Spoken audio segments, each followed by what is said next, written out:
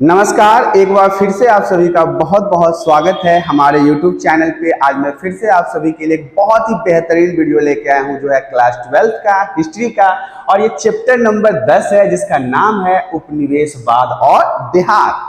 ध्यान से समझिएगा, ऑलरेडी हमारे 9 पार्ट्स हिस्ट्री के बन चुके हैं, उनके MCQ आ चुके हैं। यदि आपने उन सभी वीडियोस को नहीं देखा तो जरूर देखें, क्योंकि आपके एग्जाम के लिहाज से वो बहुत ज्यादा फायदेमंद होने वाले हैं आपके लिए। साथ ही साथ आज जो हमारा चैप्टर शुरू होगा वो होगा 10वां चैप्टर, जो क्लास 12 के हिस्ट्री से रिश्ता रखता है। चैप्टर का नाम है उपनिवेशवाद और देहात। तो आइए शुरुआत करते हैं इसके सबसे पहले पॉइंट से। सबसे पहला पॉइंट हमारा कहता है उपनिवेशवाद और देहात का अर्थ समझना है कि आखिर उपनिवेशवाद चैप्टर का भी नाम है, तो उपनिवेशवाद का मतलब क्या होता है और देहात का मतलब क्या होता है। तो सबसे पहले मैं बता दूं, हम सभी जानते हैं कि उपनिवेश शब्द का अर्थ क्या होता है, गुलामी होता है, गुलामी करना। उपनिवेशवाद का मतलब क्या होता है, गुलामी करना। तो उपनिवेशवाद का जो मतलब है यहाँ पे मैंने लिख दिया है कि गुलामी से है, और उपनिवेशवाद का अर्थ है गुलाम बनाने वाली विचारधारा। उपनिवेश का मतलब होता है गुलामी और उपनिवेशवाद का मतलब होता है ऐसा सोच, ऐसी विचारधारा जिससे लोगों को गुलाम बनाया जाता है।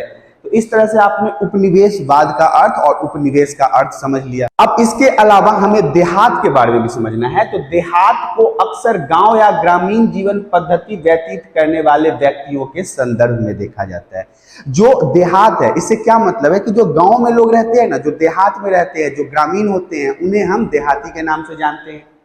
उपनिवेशवाद और देहात अर्थ उपनिवेशिक शासन यानी कि अंग्रेजी शासन का भारतीय ग्रामीण जीवन पर जो प्रभाव पड़ा है उसके बारे में। देखिए, यहाँ पे देहात भी है और यहाँ पे उपनिवेशवाद है। तो जब अंग्रेजों ने हमारे पूरे भारत पर, भारत के अलावा भी बहुत सारे ऐसे देश थे जहाँ पे अंग्रेजों का राज्य था, तो देखिए जो अंग्रेज आए और 200 से 250 साल तक भारत को अपना गुलाम बना के रखा, उसमें इन्होंने देहात मतलब जो ग्रामीण क्षेत्र था वैसे जगहों को इन्होंने कैसे अपने कब्जे में लिया, और इनके कब्जे में लेने के बाद उन पर क्या प्रभाव पड़ा, इसके बारे में समझेंगे।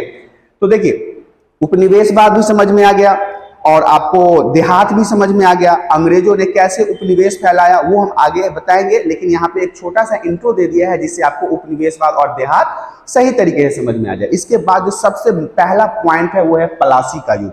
देखिए, प्लासी का युद्ध आपके जीवन के लिए बहुत ही महत्वपूर्ण युद्ध है और हमने पहले के भी कई चैप्टरों में प्लासी के युद्ध के बारे में बात किया है।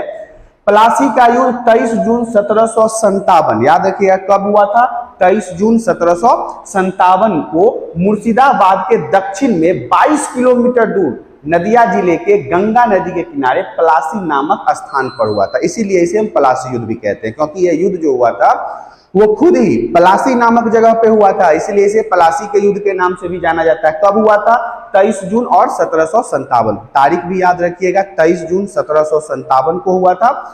किसके बीच में हुआ था ये भी जानना जरूरी है। इस युद्ध में एक ओर ब्रिटिश ईस्ट इंडिया कंपनी थी, मतलब अंग्रेज जो हमारे यहाँ उपनिवेशवाद फैलाने आए थे, हमें गुलाम करने आए थे, वो लोग थे, और दूसरी तरफ हमारे बंगाल के नवाब जो उस समय के राजा हुआ करते थे, जिनका नाम था सिराजुद्दौला था। तो आपको अगर पूछा जाए कि प्लासी युद्ध कब हुआ तो आप बताएंगे 23 जून 1757 को। कहाँ हुआ था, तो प्लासी के मैदान में हुआ था, इसलिए इसे प्लासी युद्ध के नाम से जानते हैं। किनके बीच में हुआ था, तो एक तरफ ईस्ट इंडिया कंपनी थी और दूसरी तरफ हमारे बंगाल के नवाब सिराजुद्दौला थे, जिन दोनों के बीच में यह युद्ध हुआ था। देखिए, रॉबर्ट क्लाइव के नेतृत्व में नवाब सिराजुद्दौला की शाही सेना को हरा दिया और पूरे बंगाल पर अपना कब्जा स्थापित कर लिया।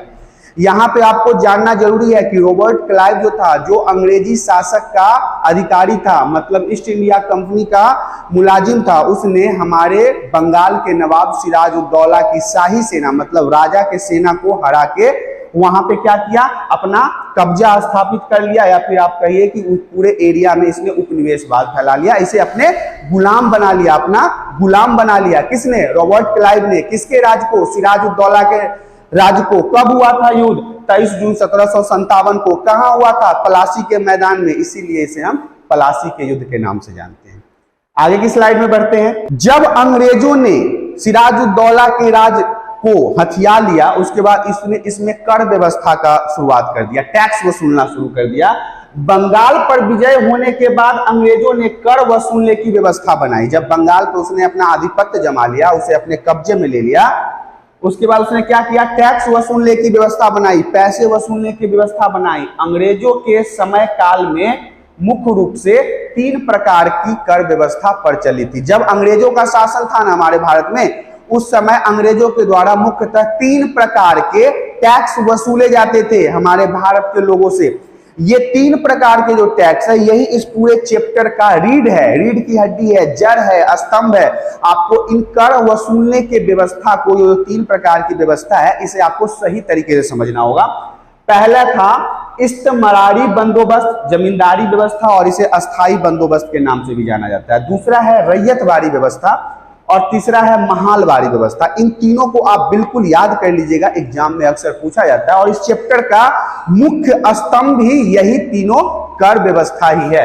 तो सबसे पहले देखिए इस्तेमारी बंदोबस्त, जिसको हम जमींदारी व्यवस्था और अस्थाई बंदोबस्त भी कहते हैं, ये 1793 में लागू किया गया। इसका काम क्या था, तो ये बंगाल, बिहार, उड़ीसा, उत्तर प्रदेश, बनारस, उत्तर कर्नाटक के लगभग भूभाग के लगभग 19% भूभाग में अस्थाई बंदोबस्त को लागू कर दिया गया। समझिएगा, कुछ ऐसे जगह थे, कुछ ऐसे राज्य थे, वो राज्य कौन है, बंगाल, बिहार, उड़ीसा, उत्तर प्रदेश, बनारस, उत्तर कर्नाटक के लगभग 19% जमीन पर कौन सा टैक्स वसूला जाता था, इस्तेमारी बंदोबस्त, जिसे हम जमींदारी व्यवस्था और अस्थाई बंदोबस्त के नाम से भी जानते हैं।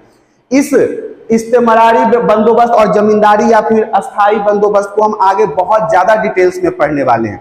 दूसरा है रैयतवाड़ी व्यवस्था, जो 1992 में आया था। यह व्यवस्था असम, मद्रास, मुंबई के प्रांतों में लागू किया गया। कहां किया गया, मद्रास में किया गया, असम में किया गया और मुंबई में लागू किया गया। जो औपनिवेशिक भारत के भूमि का 51% भाग था, जितने भी जमीन को अंग्रेजों ने अपना गुलाम बनाया था, उसमें से 19% जमीन को इसने क्या किया, जमींदारी व्यवस्था लागू कर दिया, या फिर आप कह सकते हैं अस्थाई बंदोबस्त लागू कर दिया। इसके बाद जो इसके पास जमीन बच गया अंग्रेजों के पास, उसमें से 51% जमीन को इसने रैयतवाड़ी व्यवस्था पर लागू कर दिया। अब है तीसरा महालवाड़ी व्यवस्था, जो 1822 ईस्वी में आया। यह व्यवस्था उत्तर प्रदेश के मध्य प्रांत तथा पंजाब में लागू किया गया। कहां किया गया, उत्तर प्रदेश के मध्य प्रांत और पंजाब में लागू किया गया, जो अपने औपनिवेशिक भारत की भूमि का 30% भाग था। समझिएगा ध्यान से, 19% भूभाग पे क्या किया, अस्थाई बंदोबस्त कर दिया। 51% भूभाग पे क्या किया, रैयतवाड़ी व्यवस्था लागू कर दिया, और जो 30% बच गया उसमें महालवाड़ी व्यवस्था इसने लागू कर दिया। इस तरह से इसने इस 3 प्रकार के टैक्सों को भारत से वसूलना शुरू किया था। आगे की स्लाइड में बहुत समझाया था कि हम आपको अस्थाई बंदोबस्त, जमींदारी व्यवस्था और इस्तेमारी बंदोबस्त के बारे में विस्तार से बताएंगे। हमारा टॉपिक ही आ गया अब इस्तेमारी बंदोबस्त, जमींदारी व्यवस्था या फिर अस्थाई व्यवस्था। अब इसको समझना बहुत जरूरी है। भारत में औपनिवेशिक शासन सर्वप्रथम बंगाल में स्थापित किया गया, क्योंकि रॉबर्ट क्लाइव ने जो है वो बंगाल के नवाब सिराजुद्दौला को हरा के पूरे बंगाल पे अपना स्थापित आधिपत्य स्थापित कर लिया, अपना हुकूमत स्थापित कर लिया। और जैसे उसने बंगाल पे अपना हुकूमत स्थापित कर लिया, उसके बाद उसने 3 प्रकार के करों का संचालन करना शुरू कर दिया। अब इन 3 प्रकार के करों में सबसे पहला जो कर है वो है इस्तेमारी बंदोबस्त, जिसे जमींदारी व्यवस्था और अस्थाई बंदोबस्त के नाम से भी जानते हैं। तो सबसे पहले इसे कहां लागू किया गया, बंगाल में लागू किया गया। अब इसको जानते हैं कि ये कैसा कर था, कैसा टैक्स था। तो देखिए, ईस्ट इंडिया कंपनी ने राजस्व की राशि निश्चित कर दी। मतलब ईस्ट इंडिया कंपनी जो थी, जिसका हुकूमत उस समय हमारे भारत में हुआ करता था, उसने टैक्स की राशि निश्चित कर दी। एग्जाम्पल के लिए मैं आपको बता दूं, हर एक किसान को बता दिया गया कि आपको 15,000 रुपए महीने के हिसाब से कर और टैक्स भरना पड़ेगा, जो प्रत्येक जमींदार को अदा करनी होती थी। जितने भी जमींदार उस समय हुआ करते थे, उनको यह निश्चित राशि जो ईस्ट इंडिया कंपनी ने तय किया था, वो उन्हें भुगतान करना पड़ता था। ईस्ट इंडिया कंपनी को जो जमींदार अपनी निश्चित राशि नहीं चुका पाते थे उनसे राजस्व वसूल करने के लिए उनकी संपदाएं नीलाम कर दी जाती थी। ऐसे जमींदार जो सक्षम नहीं हो पाते थे, जो टैक्स नहीं दे पाते थे, जिनकी कुछ मजबूरियां हुआ करती थी और वो पैसे जमा नहीं कर पाते थे, ईस्ट इंडिया कंपनी इनसे राजस्व या टैक्स या कर वसूलने के लिए इनके संपत्ति को, इनके जमीन को, इनके संसाधन को नीलाम कर देती थी और नीलाम करके टैक्स वसूला करती थी, बेच के टैक्स वसूला करती थी। किनसे? जमींदारों से। समझ में आ रही है? आपको बड़े ध्यान से समझना है, बड़ा इंपॉर्टेंट टॉपिक है। अगले स्लाइड में हम बढ़ना चाहेंगे। इस मरारी बंदोबस्त को लागू करने के उद्देश्य क्या थे? क्यों लागू किया गया था जमींदारों के प्रति इस प्रकार के कर को, इस प्रकार के टैक्स को? तो देखिए, ब्रिटिश कंपनी ने अपनी कई उद्देश्यों को पूरा करने के लिए बंगाल के राजा और तालुकदारों के साथ इस मरारी बंदोबस्त व्यवस्था को लागू किया। जो ईस्ट इंडिया कंपनी थी वो अपने फायदे के लिए, अपने वर्चस्व को कायम करने के लिए, अपने अधीन उन जमींदारों को रखने के लिए इस तरह के टैक्स को लगाया था। उस समय के जो छोटे छोटे जमींदार थे, राजा थे, तालुकदार थे, इनके साथ इसने क्या किया? इस मरारी बंदोबस्त व्यवस्था को लागू किया। इसके अनुसार कंपनी को अस्थायी रूप से राजस्व की राशि नियमित रूप से प्राप्त हो सके। कंपनी के मन में यह था कि हम बार बार कहां जाएंगे सर्वेक्षण करने, क्या देखेंगे कि कितनी खेती हुई, कितनी खेती नहीं हुई जमींदार को।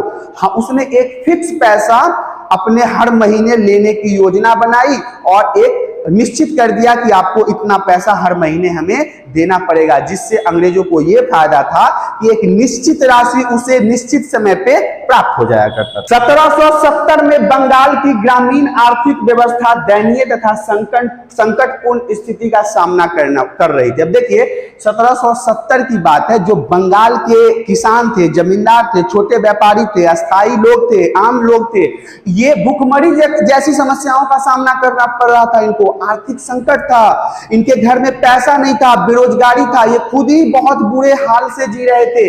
ऐसे में भी इन्हें ईस्ट इंडिया कंपनी को ये पैसे चुकाने पड़ते थे।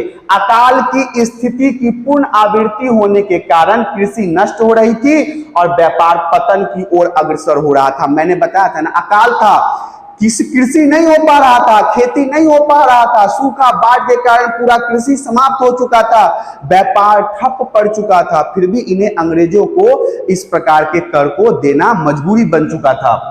कंपनी ने ऐसी व्यवस्था को बनाया कि उनके विशेष अधिकार, सैन्य अधिकारी, स्थानीय न्याय अधिकार तथा सीमा शुल्क अधिकारी समाप्त हो जाए। देखिए, मैंने आपको पहले के चैप्टर में पढ़ाया था कि जो जमींदार हुआ करते थे उनके पास खुद की सेना थी, खुद के किले थे, खुद के जमीन थी, खुद के कोर्ट थे जिसमें वो कोर्ट कचहरी लगाया करते थे। तो अंग्रेजों के इस प्रकार के कानून के कारण जमींदार का ये सारा चीज समाप्त हो गया, खत्म हो गया था। न उनके पास सैन्य शक्ति थी, न उनके पास किले थे, न उनके पास जमींदारी थी, वो बिल्कुल खत्म हो चुके थे। अंग्रेजों ने ऐसा कर इनके ऊपर लाद दिया था।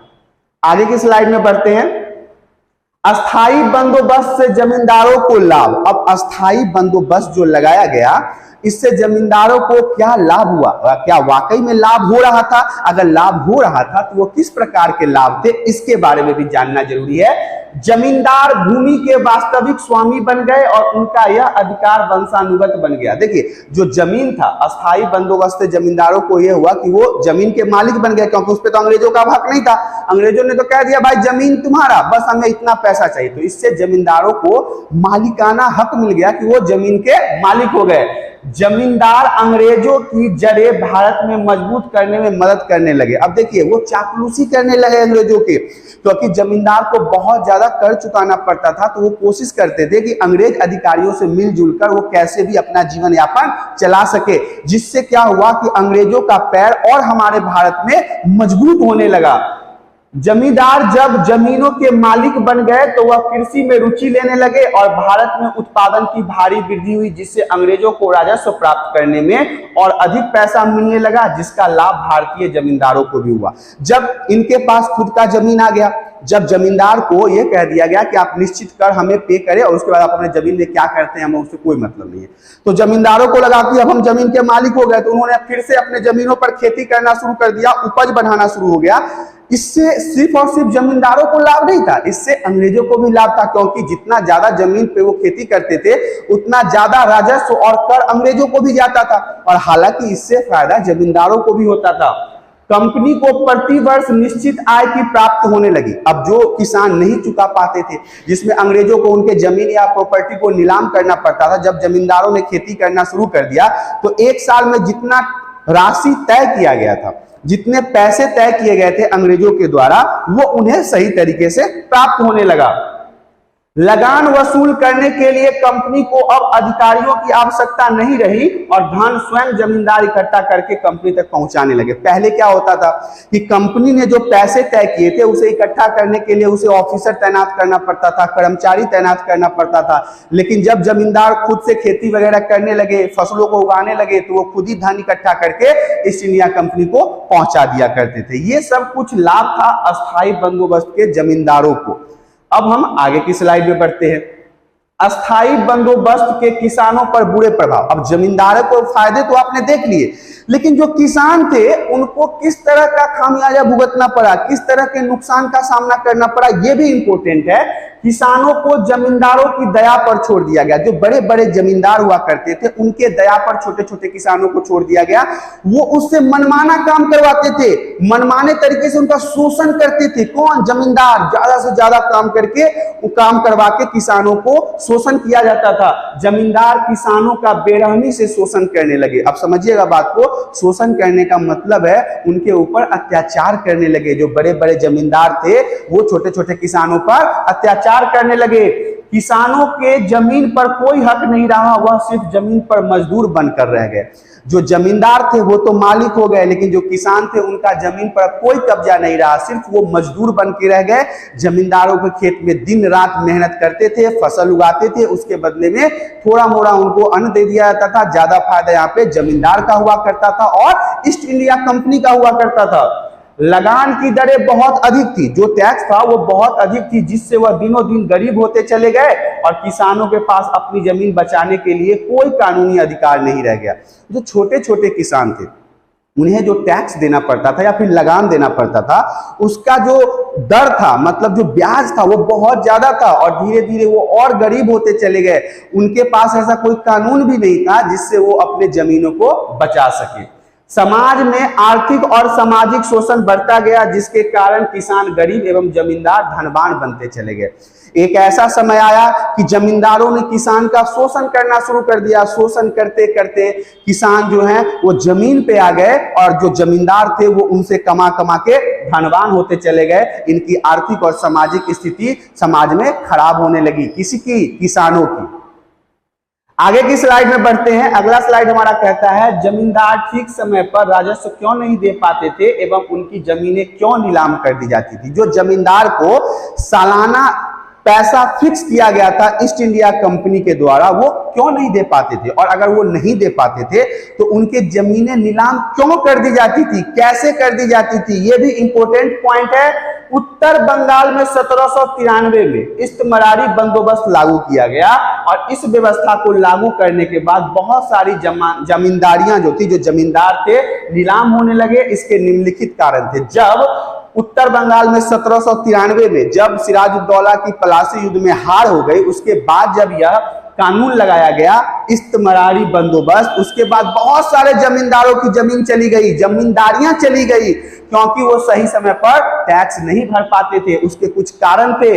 अस्थाई बंदोबस्त में लगान की रकम बहुत ज्यादा थी, बहुत ज्यादा पैसा लिया जाता था ईस्ट इंडिया कंपनी के द्वारा, और जो राजा लगान नहीं चुका पाता था उसकी संपत्तियों को नीलाम कर दिया जाता था। जो राजा ईस्ट इंडिया कंपनी को पैसे देने में सक्षम नहीं हो पाते थे, उनके जमीन को, उनके संपत्ति को बेच के राजस्व वसूला जाता था, टैक्स वसूला जाता था। जमींदारों ने भूमि सुधारों की ओर कोई ध्यान नहीं दिया।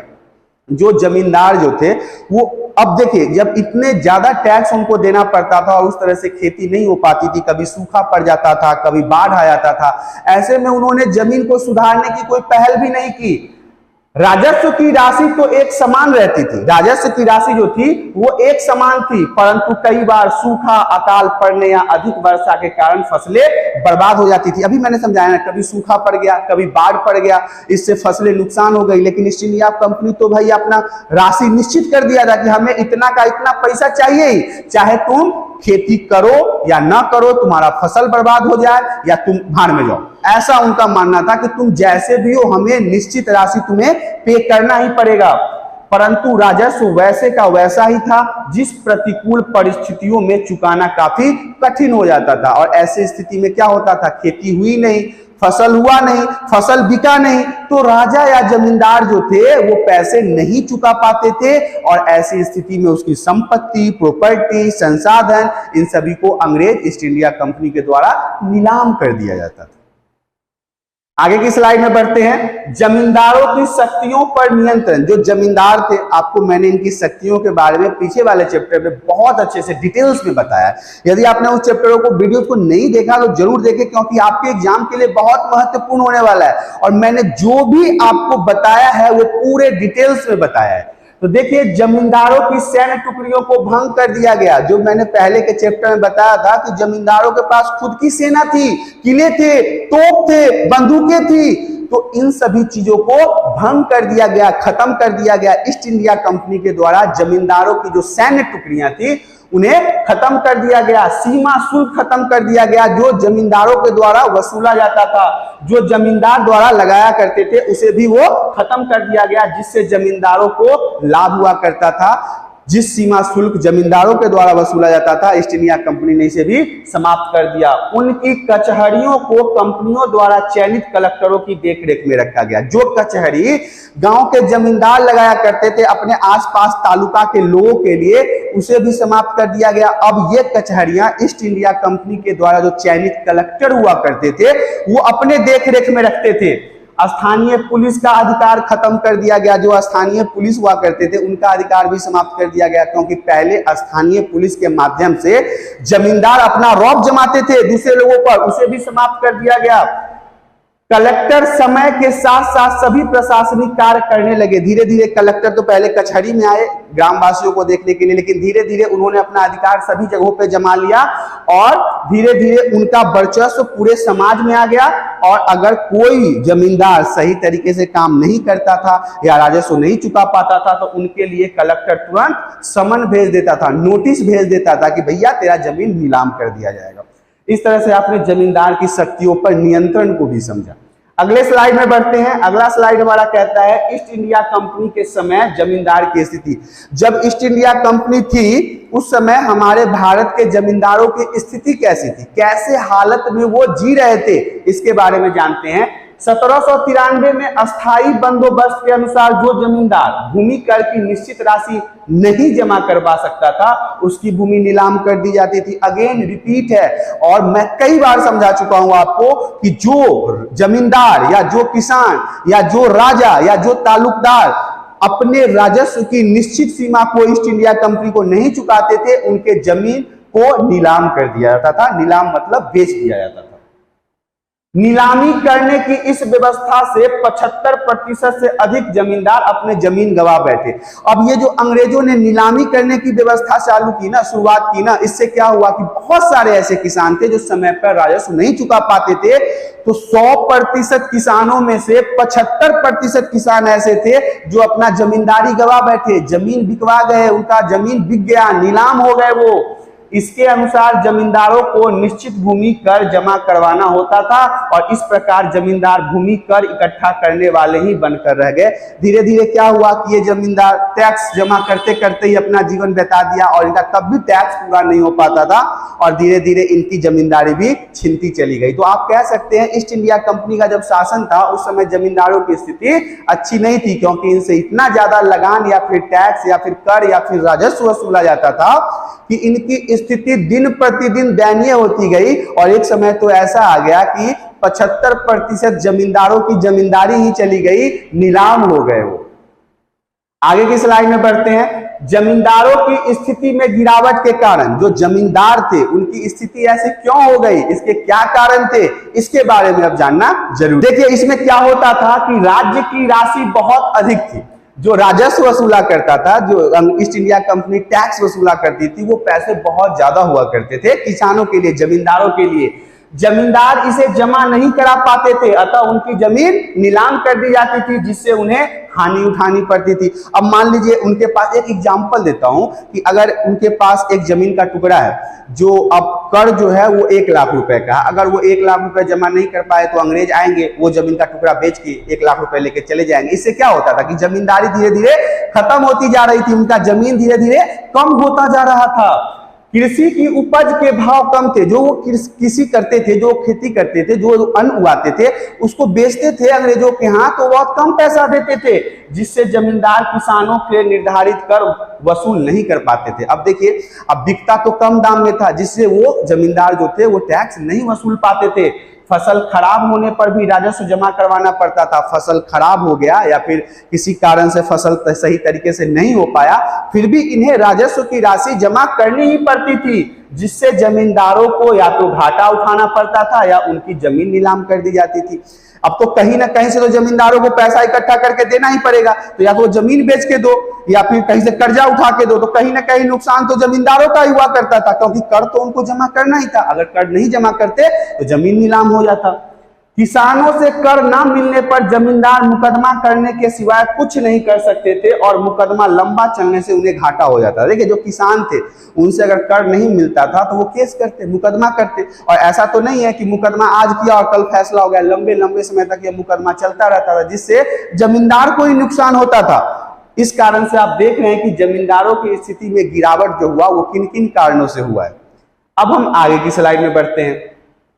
राजस्व राशि के भुगतान में जमींदार क्यों चूक जाया करते थे? जो राजस्व था, जो टैक्स था, जो कर था, जो ईस्ट इंडिया कंपनी ने जमींदारों को निश्चित राशि के रूप में दिया था, उसे जमा करने में ये क्यों चूक जाते थे? क्या कारण थे कि ये उन करों को नहीं जमा कर पाते थे? 1770 का अकाल, ऐसी स्थिति, जो अकाल का समय चल रहा था, खेती बाड़ी ठप था, महामारी जैसी स्थिति थी, ऐसे में वो पैसे कहां से लाते? वो जमीन पे कुछ उगाएंगे, अन्न उगाएंगे, तभी तो उसे बेचकर टैक्स देंगे ना। राजस्व की राशि की दरें भविष्य को ध्यान में रखकर 1793 में निर्धारित की गई थी, जो कि बहुत ज्यादा थी। बहुत ज्यादा पैसे वसूला जाया करता था राजस्व के नाम पर ईस्ट इंडिया कंपनी के द्वारा इन जमींदारों से, जो ये सही तरीके से चुका नहीं पाते थे। राजस्व की दरें अस्थायी थी, मतलब एकदम फिक्स था कि भैया इतना पैसा तुमको देना है, चाहे फसल खराब हो या ठीक हो, उन्हें कभी बदला नहीं जा सकता था। ऐसा नहीं था कि ईस्ट इंडिया कंपनी ने ऐसा कोई टैक्स लगाया कि अगर आपका फसल खराब हो जाए तो हम आपसे कम पैसे लेंगे। नहीं, आपका फसल खराब हो या ठीक हो, हमें कोई मतलब नहीं है, हमने जो निश्चित राशि आपको बोल दिया है वो आपको देना पड़ेगा। अंग्रेजों का कहना था जब आपका फसल अच्छा होता है तब भी तो हम ज्यादा पैसे आपसे नहीं लेते हैं, तब भी तो हम वो फिक्स अमाउंट ही लेते हैं। लेकिन वो फिक्स अमाउंट इतना ज्यादा था कि इन जमींदारों द्वारा उसे पे करने में या भुगतान करने में बहुत मुश्किलों का सामना करना पड़ता था। राजस्व की दरें काफी ऊंची थी, मैंने ऑलरेडी कई बार बता दिया है, एकदम बिल्कुल दिमाग में बैठा लीजिएगा इन सारे पॉइंट्सों को। कई स्थानों पर स्पष्ट नहीं था कि लगान कौन एकत्रित करेगा, अर्थात तालुकदार, जमींदार या कलेक्टर। और बहुत जगह तो ऐसी स्थिति थी कि लोगों को यही नहीं पता था कि टैक्स लेने कौन आएगा, जमींदार आएगा, कलेक्टर आएगा, तालुकदार आएगा, और कभी कभी ऐसा भी होता था कि तीनों पहुंच जाते थे किसान के यहाँ टैक्स लेने के लिए। तो ये सारी समस्याएं थी। भुगतान में जमींदार जो चूक जाते थे, जो भुगतान राजस्व का नहीं कर पाते थे, उसमें ये सारे पॉइंट्स आपको एग्जाम में लिखना है यदि क्वेश्चन पूछा जाता है तो। आगे की स्लाइड में बढ़ते हैं। आगे का स्लाइड कहते हैं सूर्यास्त विधि, तालुकदार और रैयत। इन तीनों को भी समझना बहुत जरूरी है, क्योंकि 1 नंबर अक्सर पूछा जाता है एमसीक्यू में। देखिए, सूर्यास्त विधि कहने का मतलब है इस विधि के अनुसार यदि जमींदार निश्चित तिथि में सूर्यास्त होने तक अपना राजस्व चुका नहीं पाता तो कर की कीमत दोगुनी कर दी जाती थी और कई स्थितियों में जमींदारों की संपत्ति को नीलाम कर दिया जाता था। सूर्यास्त विधि को समझिएगा, जब सूर्य अस्त होता है ना तो उसे हम सूर्यास्त कहते हैं। जब सूर्य डूबने लगता है शाम के समय में तो उसे क्या कहते हैं? सूर्यास्त कहते हैं। तो जो निश्चित अवधि बनाया जाता था, एक डेट बनाया जाता था ईस्ट इंडिया कंपनी के द्वारा कि भैया आपको फलाने तारीख को इतने बजे तक आपको पैसे जमा करने हैं, उस दिन में अगर जमींदार सूर्यास्त होने से पहले, सूर्य डूबने से पहले यदि यदि पैसे नहीं जमा करवा पाते थे तो उनकी जो देय राशि थी, जो टैक्स था, जो राजस्व था, वो 2 गुना कर दिया जाता था। जैसे 1 लाख देना है तो सूर्यास्त हो गया तो वो 2 लाख हो जाता था। दूसरी बात, अगर उसके बाद भी वो जमा नहीं करवा पाए तो उनके जमीनों को नीलाम कर दिया जाता था, बेच दिया जाता था और बेच के वो राजस्व वसूल किया जाता था। तालुकदार के बारे में समझते हैं। तालुकदार जो है, तालुकदार 2 शब्दों से मिलकर बना है। पहला है तालुका, जो एक स्थान या गांव या समाज को कहते हैं, जिसका अर्थ होता है जिला, और दार जिसका अर्थ होता है स्वामी, मतलब जिले का स्वामी, स्थान का स्वामी, समाज का स्वामी। तो आप समझिए तालुकदार का मतलब कि तालुका मतलब होता है जिला और दार का मतलब होता है स्वामी, मतलब जिले का स्वामी, जिसका अर्थ होता है स्वामी। इस प्रकार तालुकदार एक ऐसे व्यक्ति को कहते थे जिसका मुख्य कार्य एक जिले से राजस्व एकत्रित करना होता था। जो तालुकदार हुआ करते थे उनका मेन काम यही था कि वो अपने जिले के अंदर से सभी किसान, सभी जमींदारों से टैक्स वसूल करके ईस्ट इंडिया कंपनी तक पहुंचा सके, यही थे तालुकदार। अब देखिए रैयत क्या है, तो रैयत का अर्थ होता है किसान। जो रैयत था उस समय किसान को कहा जाता था। इस शब्द का प्रयोग अंग्रेज किया करते थे। बंगाल के अंदर रैयत जमीन को खुद नहीं जोता करते थे, बल्कि आगे भूमिहीन किसानों को पट्टे पर देकर भूमिहीन किसानों से जुतवाया करते थे। देखिए रैयत का मतलब था एक ऐसा किसान जो अपने जमीनों को खुद नहीं जोतता था। छोटे छोटे किसानों को गांव वगैरह में आपने सुना होगा बटैया, 5 चीट पे लोग जमीन को देते हैं। भरना भी कहते हैं कि जमीन को दे दिया और साल में अपने हिसाब से पैसे ले रहे हैं। तो इस हिसाब से जो रैयत थे अपने किसानों को, भूमिहीन किसान, जो छोटे छोटे किसान थे, मजदूर थे, दिहाड़ी मजदूर थे, उनको दे देते थे और उनसे उस पर काम करवाया करते। तो इस तरह के किसानों को अंग्रेज क्या कहते थे?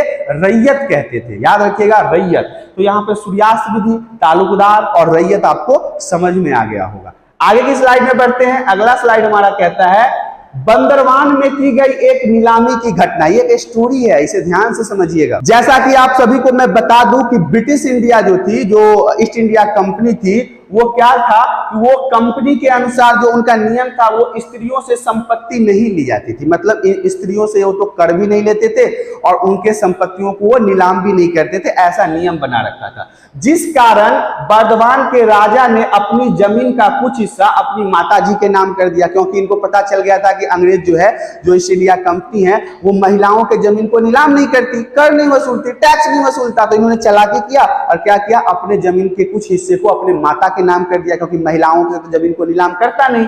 इसके बाद क्या हुआ, राजस्व का जब उन्होंने भुगतान नहीं किया, जब वो बर्दवान के राजा ने अपना टैक्स नहीं दिया, तो फलस्वरूप राजस्व की रकम बढ़ गई और कंपनी के द्वारा उनकी भूमि की नीलामी आरंभ कर दी गई। जमीन को बेचना शुरू कर दिया अंग्रेजों ने, ईस्ट इंडिया कंपनी ने। तो जमींदार के अपने ही लोगों ने ऊंची बोली लगाकर वो जमीन खरीद ली। जमींदार के जो अपने लोग थे, जो जमींदार के लोग थे जिन्होंने उन्हें पाल रखा था, उन्होंने खुद ही उसी नीलामी में ज्यादा बोली लगा के उनके सारे जमीनों को खरीद लिया। बाद में कंपनी के अधिकारियों को राशि देने से साफ इनकार कर दिया और बाद में उन्होंने कहा कि अब हम राशि नहीं देंगे, हम टैक्स नहीं देंगे, हम राजस्व नहीं देंगे। विवश होकर अधिकारियों ने पुनः नीलामी किया, फिर से उनके जमीन को नीलाम आरंभ कर दिया और बोली लगाने वाले थक गए तो उस भूमि को कम कीमत में बर्दवान के राजा को बेचने पड़े। फिर क्या हुआ, जब बोली लगाने वाले ने ऊंची ऊंची बोली लगा दी या फिर बोली ही नहीं लगाया, तो फिर से उस जमीन को कम कीमत पे बर्दवान राजा को ही बेचना पड़ा। इस प्रकार 1793 से 1801 के बीच बंगाल की 4 बड़े ऐसे जमींदार थे जिनकी नीलामी में एक बर्दवान भी जमीन थी। अब देखिए बहुत ऐसे उस समय के जमींदार थे जिन्होंने ऐसे ही करके अपने जमीन को बचाया भी था।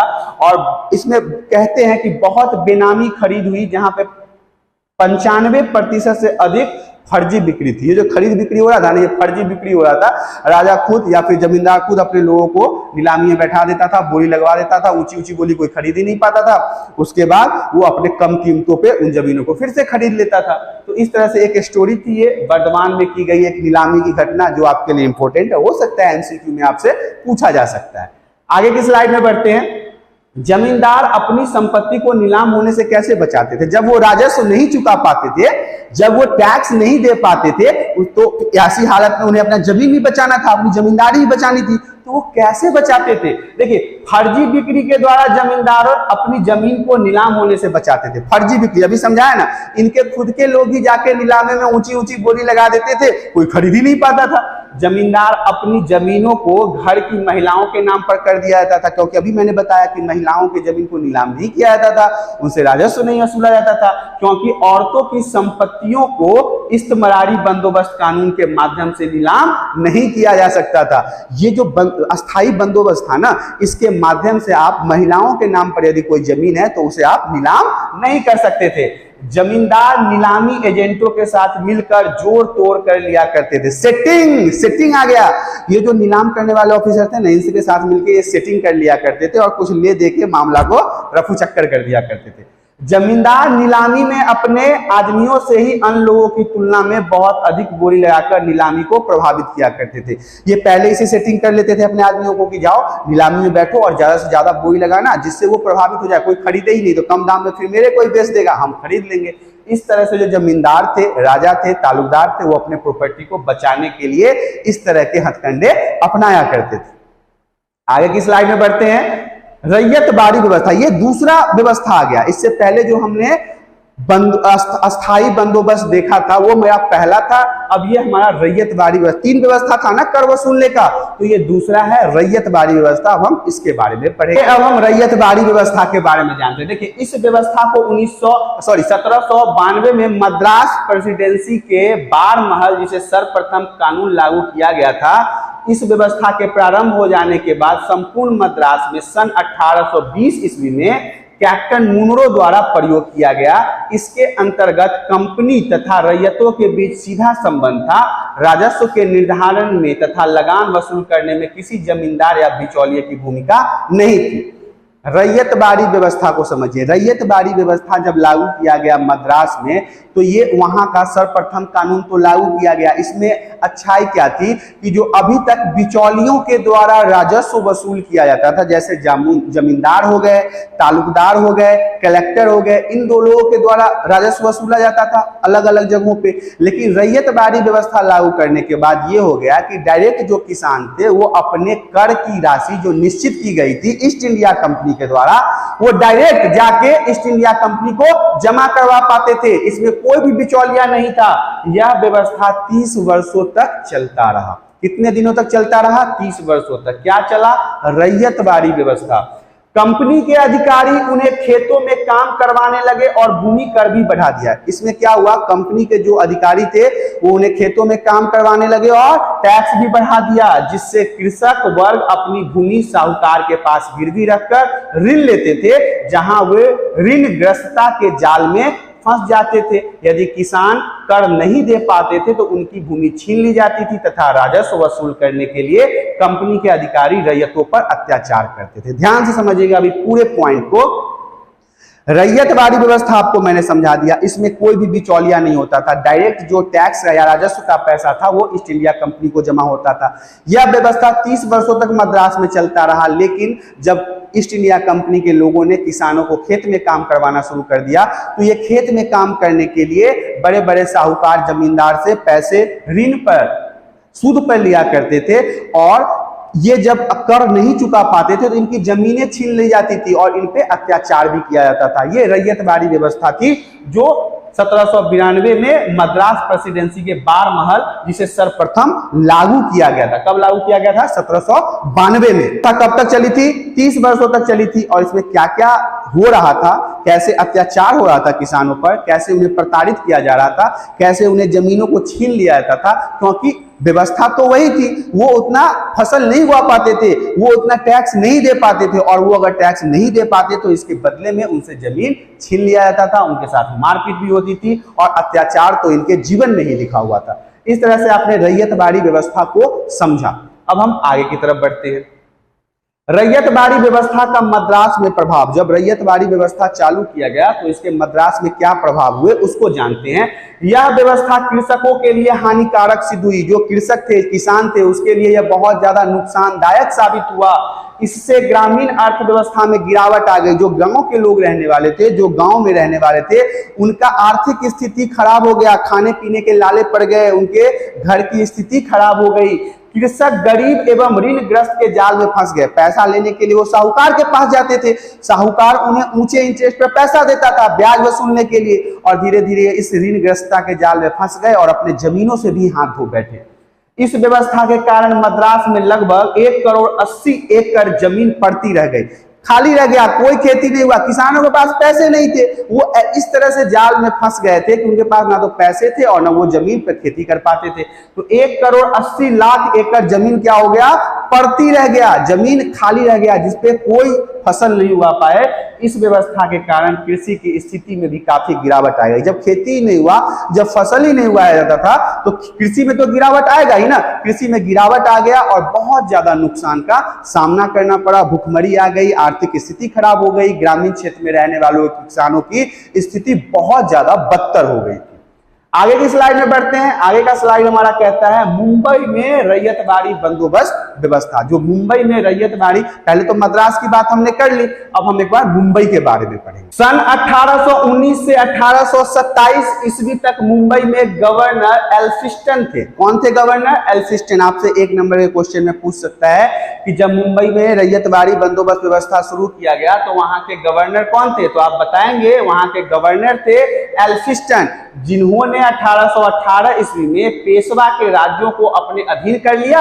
इसके बाद उन्हें वहां रैयतवाड़ी व्यवस्था लागू कर दी। पेशवा का नाम सुना है ना, मराठा, उनके जमीनों को अपने अंदर कब्जे में ले लिया। कौन? एल्फिंस्टन, जो गवर्नर थे, और वहां पे रैयतवाड़ी बंदोबस्त की व्यवस्था शुरू कर दी। अब देखिए, रैयतवाड़ी व्यवस्था हो गया। अब तीसरा हमारा व्यवस्था था महालवाड़ी व्यवस्था। अब इसे भी जानना जरूरी है। सन 1822 ईस्वी में लॉर्ड बेलेजी द्वारा उत्तर प्रदेश एवं मध्य प्रांत में लागू की गई थी। इस कर व्यवस्था के अनुसार जमींदार को निश्चित राजस्व देना पड़ता था एवं शेष अपने पास रखते थे। देखिए, जब महालवाड़ी व्यवस्था शुरू हुआ तो सबसे पहले तो ये 1822 में शुरू हुआ। कहां हुआ? तो उत्तर प्रदेश के कुछ मध्य भागों में, और इसके अलावा ये प्रांतों में, उसके अलग अलग प्रांतों में चालू किया गया। और इस व्यवस्था के अनुसार भी जमींदार को निश्चित राजस्व देना पड़ता था, एक निश्चित पैसा टैक्स देना पड़ता था एवं शेष वो अपने पास रखते थे। जो बच गया वो उनके पास रहता था। महालवाड़ी, महाल एवं बाड़ी से मिलकर बना है। अगर आपसे पूछा जाए महालवाड़ी का मतलब क्या होता है तो आप बताएंगे ये 2 शब्दों से मिलकर बना है, महाल एवं वाड़ी से मिलकर बना है। जहां महाल का अर्थ होता है गांव के प्रतिनिधि या जमींदार, जो गांव का मुखिया होता है, जो जमींदार होता है या प्रतिनिधि होता है, और बाड़ी का मतलब होता है जिनके पास जमीन ज्यादा हो। तो महालवाड़ी आपको समझ में आ गया होगा कि महालवाड़ी का मतलब क्या है, जमींदारी से ही इसका मतलब निकलता है।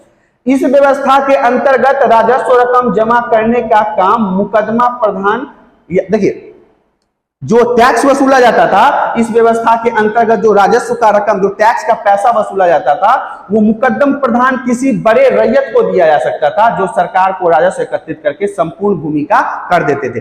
किसी एक व्यक्ति को, किसी एक किसान को, किसी एक रैयत को या समाज के किसी एक प्रतिष्ठित व्यक्ति को ये उठा लेते थे कि भाई देखो इस इलाके का जमीन का जितना भी राजस्व है तुम इकट्ठा करके हमारे पास पहुंचाओ। तो इस तरह से महालवाड़ी व्यवस्था में भी पैसा देने का जो कर था वो निश्चित कर दिया गया था कि इतना पैसा आपको देना पड़ेगा, और जो शेष पैसा है वो आप रख सकते हैं। इसके अलावा समाज के अंदर ही किसी एक रैयत को, किसान को या प्रतिष्ठित व्यक्ति को उठा लिया जाता था कि भाई तुम इस एरिया के जितने भी राजस्व हैं उसे जमा करके ईस्ट इंडिया कंपनी के पास पहुंचाओ।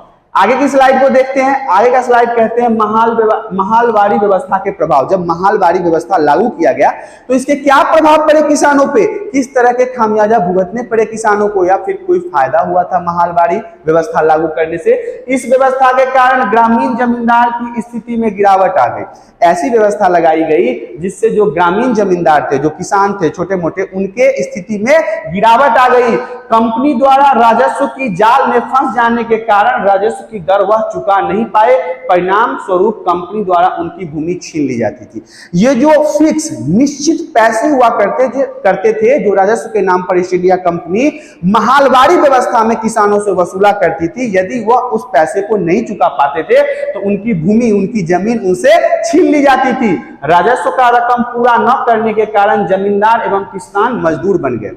जो पैसे राजस्व का जमा नहीं कर पाते थे, जो टैक्स नहीं दे पाते थे, और टैक्स न जमा करने के कारण ये जो जमींदार थे, किसान थे, रैयत थे, ये खुद ही मजदूर बन गए, खुद ही दूसरे के खेतों में जाके काम करने लगे। गरीबी, अकाल एवं मंदी के समय किसानों व जमींदारों की स्थिति में गिरावट आने के कारण यह गुस्सा आगे चलकर 1857 के विद्रोह के रूप में उभर के आता है। इतने दिनों से जितना इन्होंने प्रताड़ना झेला है, जितना प्रताड़ना इन्होंने सहन किया है, यही आगे चलकर धीरे धीरे गुस्से का रूप धारण कर लिया। और 1857 का विद्रोह जो है वो आपको याद होगा, मैंने इसे पहले भी पढ़ाया है। और यदि आपने नहीं समझा है 1857 का विद्रोह तो पहले वाले वीडियो को देखे, पूरे डिटेल से मैंने समझाया है। तो जब किसानों का गुस्सा भड़कता गया तो ये आगे चल के 1857 के विद्रोह के रूप में उभरा है। तो इस तरह से महलबारी व्यवस्था के प्रभाव में किसानों की क्या स्थिति थी वो भी आपने समझ लिया है। अब हम आगे की स्लाइड में बढ़ते हैं। अगला स्लाइड हमारा कहता है पहाड़ी लोग। यहां से थोड़ा सा टॉपिक अब चेंज होता है, थोड़ा सा हम अलग आते हैं, अच्छे से मूड में आते हैं, पहाड़ी लोगों के बारे में पढ़ते हैं। क्योंकि जो कर वसूलने की तीनों व्यवस्था थी वो हमने पढ़ लिया है और आपने समझ लिया है। यदि कोई प्रॉब्लम, कोई डाउट, थोड़ी सी भी शंका हो तो आप हमें कमेंट करके बताएं, हम आपके शंका को दूर करने की पूरी कोशिश करेंगे। अब हम पढ़ते हैं पहाड़ी लोगों के बारे में। ये पहाड़ी लोग कौन? पहाड़ी लोग राजमहल की पहाड़ियों के आसपास रहते थे। अगर आपसे पूछा जाए पहाड़ी लोग कौन थे तो आप बताएंगे पहाड़ी लोग जो थे वो राजमहल की पहाड़ियों के आसपास रहते थे। राजमहल की पहाड़ियां वर्तमान में पश्चिम बंगाल के अंदर मौजूद है। अभी अगर राजमहल की पहाड़ियों की बात की जाए तो ये पश्चिम बंगाल के अंदर मौजूद है। यात्री भी वहां जाने से डरते थे। हाँ जी, ये पहाड़ियों के पास जो बाहर के यात्री आते थे या देश के यात्री थे जो कुछ जानने की कोशिश करते थे वो नहीं जाते थे, डरते थे। अन्य लोगों के प्रति उनका व्यवहार शत्रुतापूर्ण था। जो बाहर के लोग जाते थे, जो पहाड़ी लोगों के कम्युनिटी या फिर उनके क्षेत्र से बाहर के लोग थे, वो उनके साथ शत्रुता का, दुश्मनी का व्यवहार करते थे।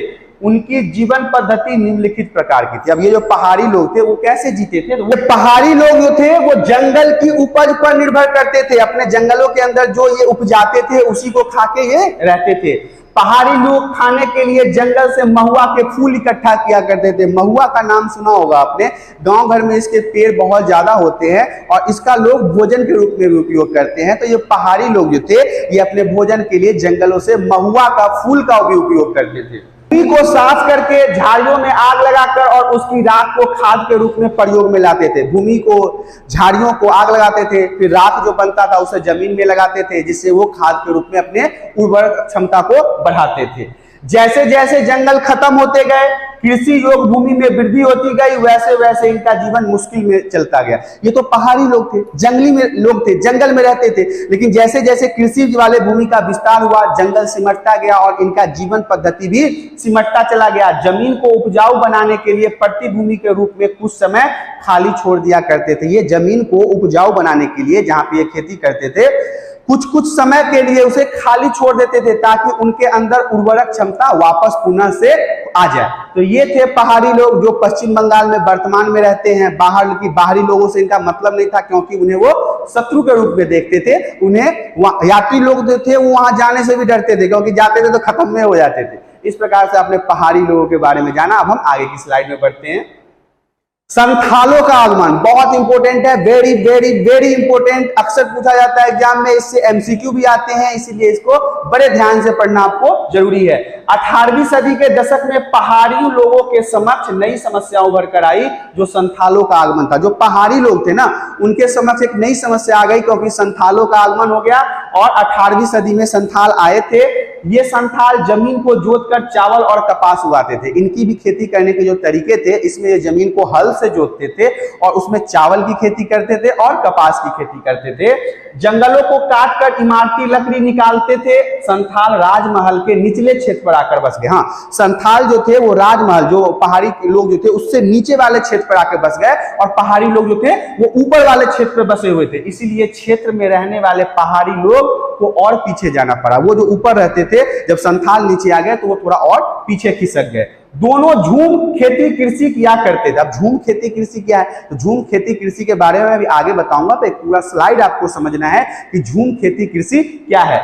लेकिन फर्क इतना था, संथालों और पहाड़ियों में फर्क इतना था कि ये लोग खेती के लिए कुदाल का प्रयोग करते थे जबकि संथाल लोग हल का प्रयोग करते थे। जो पहाड़ी लोग थे वो खेती के लिए कुदाल का प्रयोग करते थे लेकिन संथाल लोग जो थे वो हल के माध्यम से खेती किया करते थे। संथाल एवं पहाड़ियों के बीच काफी दिन तक संघर्ष चलता रहा। ये आपस में मारपीट में लगे रहते थे, अपने जमीन के टुकड़े को लेके, अपने एरिया को लेके। संथाल और पहाड़ियों के बीच में युद्ध का मौसम हमेशा बना रहता था। तो इस तरह से आपने संथाल का आगमन समझा, जो 18वीं सदी में आए।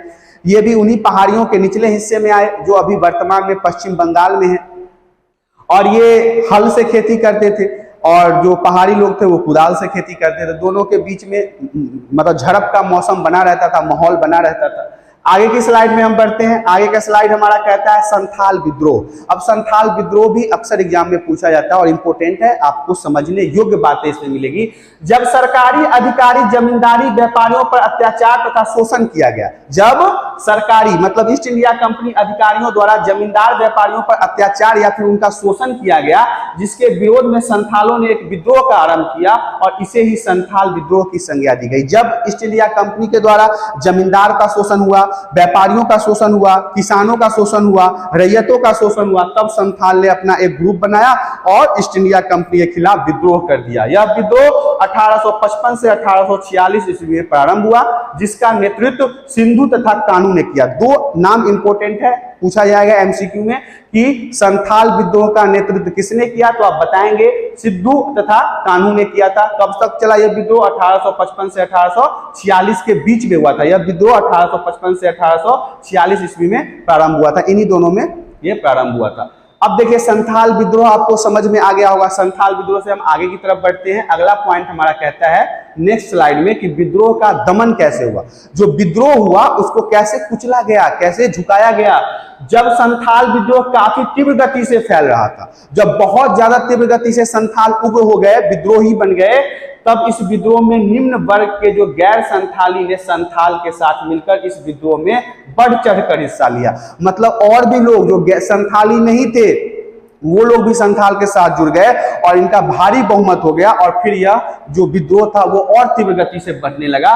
परंतु ठीक इसके विपरीत कंपनी के पास आधुनिक हथियार अधिक होने के कारण उन्होंने इस विद्रोह को दबा दिया। ईस्ट इंडिया कंपनी के पास बंदूक था, तोप था, बारूद था, उन्होंने इन संथालों के द्वारा किए गए विद्रोह को दबा दिया। इस विद्रोह के पश्चात संथाल को संतुष्ट करने के लिए अंग्रेज अधिकारियों ने कुछ विशेष कानून लागू किया।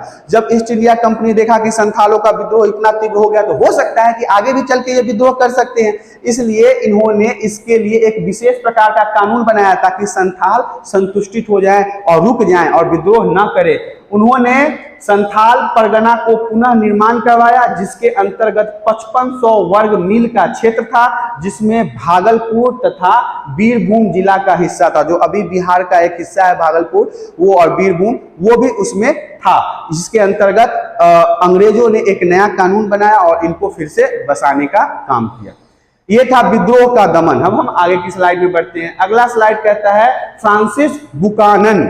फ्रांसिस बुकानन का नाम भी इस समय बहुत ज्यादा चर्चित है, क्योंकि फ्रांसिस बुकानन कोई इतिहासकार नहीं थे, एक चिकित्सक अर्थात डॉक्टर होने के बाद भी इनके द्वारा लिखी गई जानकारी हम बड़े चाव से पढ़ते हैं, क्योंकि एकमात्र स्रोत वही थे जिनके कारण हमें उस समय का जानकारी प्राप्त हो पाता है। जैसा कि हम जानते हैं कि भारतीय विवरण में जितने भी महत्वपूर्ण साक्ष्य हैं उसमें महत्वपूर्ण योगदान फ्रांसिस बुकानन का था, जो उस समय 1794 से 1815 की जानकारी देते हैं। इस मध्य के बीच की जितनी भी जानकारी है वो हमें कौन देता है? फ्रांसिस बुकानन देता है। फ्रांसिस बुकानन ना तो इतिहासकार था, ना ही सेवा अधिकारी था, ना तो वो कोई इतिहासकार था, ना ही कोई ऑफिसर था ईस्ट इंडिया कंपनी का। वो उस समय क्या था? बस एक अच्छा चिकित्सक था।